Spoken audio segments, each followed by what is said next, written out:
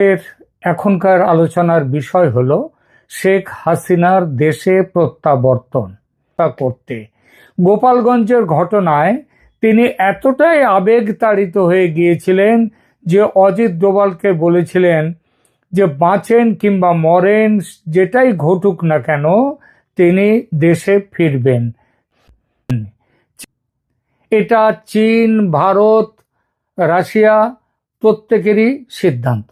ভারত নিশ্চিতভাবেই আওয়ামী লীগের বন্ধু, কিন্তু মনে রাখতে হবে চীনও কিন্তু আওয়ামী লীগের শত্রু নয়। চীনের সাথে আওয়ামী লীগের অনেক বড় সম্পর্ক। একই কথা বলা যায় রাশিয়া সম্পর্কে। শেখ হাসিনার আমলে রাশিয়ার সঙ্গে দ্বিপাক্ষিক সম্পর্কের ব্যাপক উন্নতি দেখা গিয়েছিল।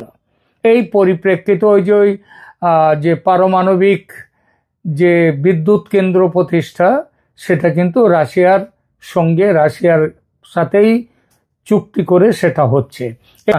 খোলা রেখেছে ভারত। উদ্দেশ্য একটাই, আমেরিকাকে দূরে রাখো এবং ধর্মনিরপেক্ষ সরকার প্রতিষ্ঠা করো যারা দেশের উন্নতি নিয়ে মাথা ঘামায়। আর এই বিষয়ে চীনের থেকেও কিন্তু ভারতের কোনো যে বাধা আসবে সেটা ভাবারও কোনো দরকার নেই, আর সেটা ভাবা যায় না। অর্থাৎ চীনও থাকবে এই ধারণার সঙ্গে, এই ব্যাখ্যার সঙ্গে, এবং রাশিয়াও থাকবে। আর এই নিরপেক্ষ এবং ব্যবসা ভালোভাবে দেশ চালাবার জন্য যে সরকার, সেটা এখন একমাত্র সম্ভব হাসিনাকে দিয়ে।